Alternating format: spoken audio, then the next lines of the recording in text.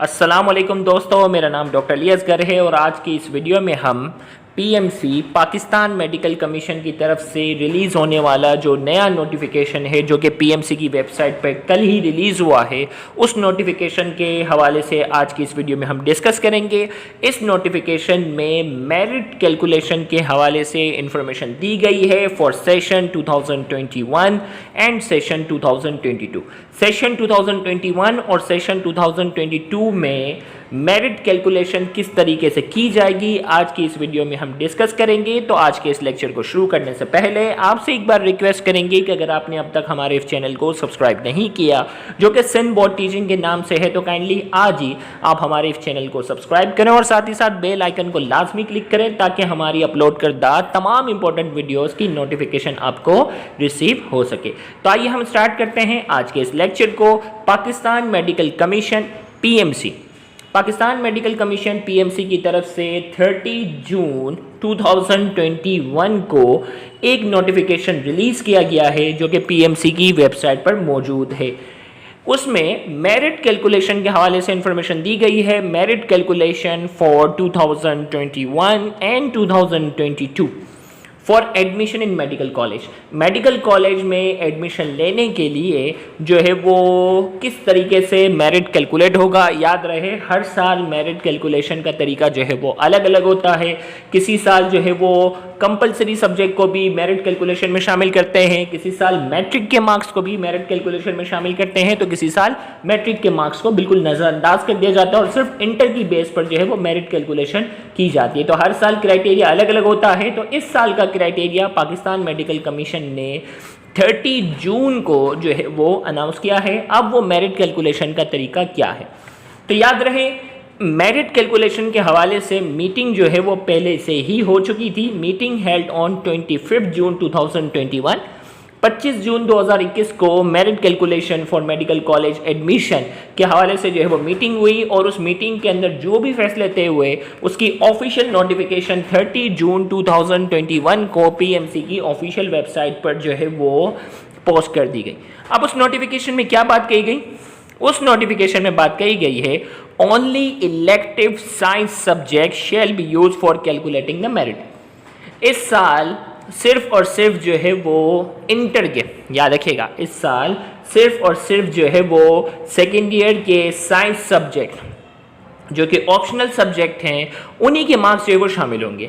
अब सवाल ये निशान, क्या थ्योरी के मार्क्स शामिल होंगे या प्रैक्टिकल के? दोनों की बात हो रही है। अगर आपके बोर्ड एग्जाम वाले प्रैक्टिकल देते हैं तो प्रैक्टिकल और थ्योरी दोनों के नंबर शामिल होंगे, और अगर बोर्ड वाले किसी ऐसे बोर्ड से आप ताल्लुक रखते हैं जिन्होंने प्रैक्टिकल के एग्जाम कंडक्ट नहीं करने, सिर्फ थ्योरी के एग्जाम कंडक्ट करने हैं, तो आपके सिर्फ थ्योरी के मार्क्स शामिल होंगे।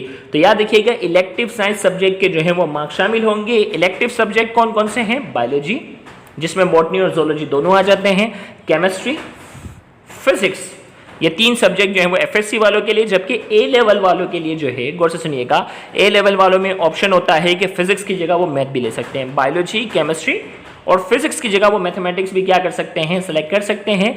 तो ये इलेक्टिव सब्जेक्ट जो हैं ये अप्लाई होंगे।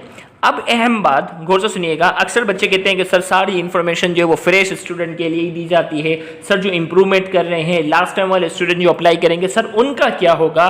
तो इस नोटिफिकेशन में अच्छी बात है कि प्रीवियस स्टूडेंट के बारे में भी, इम्प्रूवमेंट वाले स्टूडेंट के लिए भी ये बातें जो है वो क्लियरली मेंशन है। This rule will apply for fresh student. Fresh student तो आपको मालूम है कि वो तो कंपलसरी सब्जेक्ट की एग्जाम दे ही नहीं रहे, सिर्फ और सिर्फ इलेक्टिव एग्जाम जो देंगे, इलेक्टिव सब्जेक्ट की एग्जाम देंगे।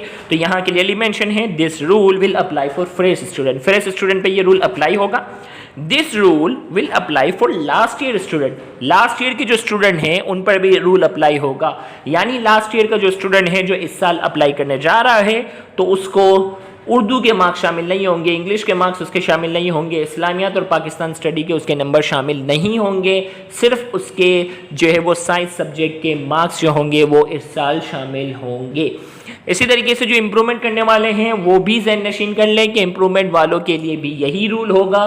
इम्प्रूवमेंट वालों के भी फिजिक्स, केमिस्ट्री, बायो के मार्क्स जो होंगे वो शामिल होंगे, उसी की बेस पर जो उनका मेरिट कैलकुलेट होगा। और याद रखिएगा मेरिट कैलकुलेशन में कहीं भी मेंशन नहीं है कि उनके कोई मार्क्स कट होंगे, माइनस होंगे, वरना होता है ना हर साल कि जो एक साल स्टूडेंट वेट करता है तो उसके 1% मार्क्स जो होता है वो टोटल मेरिट से जो है वो माइनस कर दिया जाता है। इस नोटिफिकेशन में कहीं भी ऐसा मेंशन नहीं है कि वो स्टूडेंट जो लास्ट ईयर का स्टूडेंट है और इस साल अप्लाई कर रहा है क्या उसके मार्क्स माइनस होंगे या नहीं होंगे, ऐसा कुछ मेंशन नहीं है। तो मोस्ट प्रोबेबली शायद उनके मार्क्स इस साल जो है वो माइनस नहीं होंगे। तो this rule will apply for last year student, last year के स्टूडेंट पर भी जो है वो ये रूल अप्लाई होगा।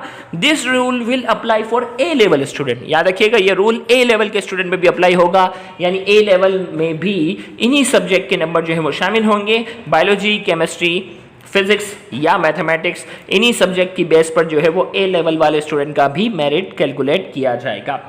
अब जो है वो एक अहम बात, now student must have obtained 65% or more aggregate score in all subjects cumulatively in their FSC, A level or any equivalent HSC qualification।